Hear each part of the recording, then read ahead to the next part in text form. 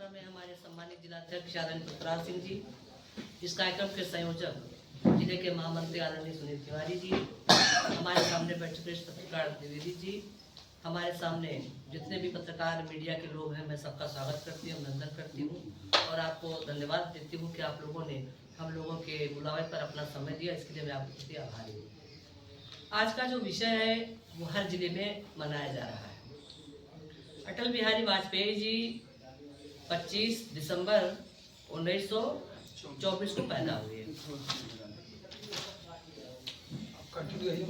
2024 में पैदा हुए। 2024 दिसंबर में उनका 100 साल पूरा हो गया उनके जीवन का। तो हमारी भारतीय जनता पार्टी अटल बिहारी वाजपेयी जी के लिए जन्म शताब्दी दिवस वर्ष समारोह मना रही है। हम पूरे साल अटल जी के बारे में कार्यक्रम करेंगे। बहुत सारे लोग ऐसे जिले में होंगे जिनको हम नहीं जानते, लेकिन वो अटल बिहारी वाजपेयी जी के साथ जनसंघ में काम किए होंगे, उनके साथ राजनीति में काम किए होंगे, उनके साथ पत्रकारिता में भी काम किए होंगे। क्योंकि आपको पता होगा अटल बिहारी वाजपेयी जी, एक हमारे यहाँ पत्रिका निकलती है पांचजन्य, उसके भी वो संपादक थे। बहुत लंबे समय तक इसकी जानकारी आप सबको होनी चाहिए। अटल बिहारी वाजपेयी जी का व्यक्तित्व इतना विशाल था कि आप कहीं भी जाइए, आप शिक्षा के क्षेत्र में जाइए, आप कवि, अच्छे कवि थे वो अच्छी कविता का पाठ भी करते थे, पांचजन का भी लिखते थे, अच्छे बहुत अच्छे नेता थे, उदारवादी हृदय के व्यक्ति थे।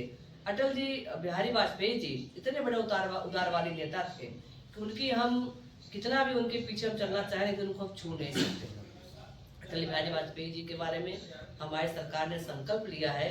ऐसे प्रधानमंत्री मोदी जी ने संकल्प लिया है कि जब हमारा देश 2047 में अपनी देश की आज़ादी का 100वां वर्ष मनाएगा तो हमारा देश विकसित भारत बनेगा। वैसे हमारे पार्टी का ये भी संकल्प है कि अटल बिहारी वाजपेयी जी के 100 वर्ष पूरे होने पर हम उनके नाम पर कुछ न कुछ कार्यक्रम का आयोजन पूरे साल करते रहेंगे। कभी हम पाठ का आयोजन करेंगे, कभी हम किसी प्रतियोगिता का आयोजन करेंगे, कभी किसी मेरे पास बहुत सारे ऐसे लोग होंगे जिनके पास कुछ चित्रकारी होगी, कुछ पेंटिंग होगी, कुछ फोटोग्राफ होंगे, कुछ संस्मरण होंगे। हम सारे कार्यकर्ताओं के माध्यम से, बूथ कमेटियों के माध्यम से हम गांव में जाकर के पता लगाएंगे। और आप सभी महान लोगों से, जो पत्रकार बंधु है, आपसे भी निवेदन करना चाहती हूँ, आप भी हमारी मदद करिए। अगर आपको लगता है कि जिले में फलाने व्यक्ति के पास अटल जी से जुड़ा हुआ कुछ संस्मरण है, उस सारे संस्मरण को हम इकट्ठा करेंगे।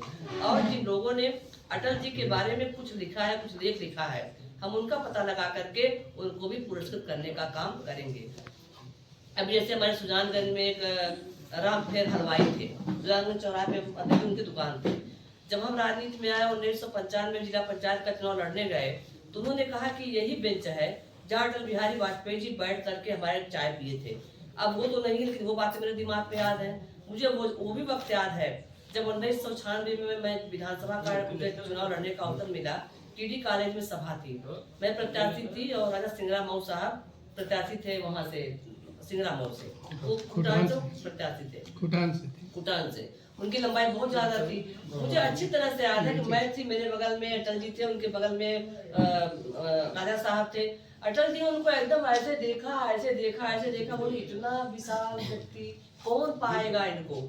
तो उनकी कुछ चीजें बिल्कुल दिमाग में अंकित हैं। वैसे गांव में भी बहुत सारे ऐसे लोग होंगे जो उनके साथ संवाद किए होंगे। चूंकि हमारे यहाँ से दीनदयाल उपाध्याय जी यहाँ से चुनाव लड़े थे, उनके भी साथ में भी लोग वो आए होंगे, काम किए होंगे।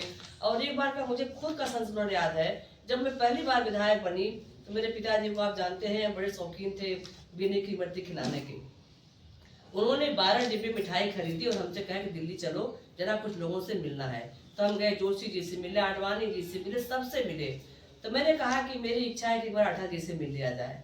तो उन्होंने कहा कि प्रधानमंत्री से मिलना इतना आसान नहीं है, प्रधानमंत्री का प्रोटोकॉल होता है, टाइम होता है। लेकिन मैं आपको बिल्कुल सही बताऊं कि हम दोनों बाप बेटी पहुंचे, सिक्योरिटी बाहर पड़ी थी। मैंने कहा खबर कर दीजिए कि जौनपुर के विधायक आएंगे, मिलना चाहती हूँ। और मैं एक बेनी की मृत्यु मेरे हाथ में था।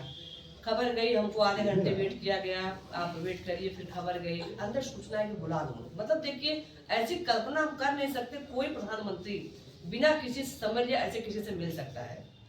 हम गए मिलने, कमरे में ऐसे बैठे थे, ऐसे हाथ रख के ऐसे बैठे थे अकेले चेयर में, हम पिताजी बैठे। तो हमने कहा कि आपके लिए हम बेनी की मूर्ति लाए हैं। कह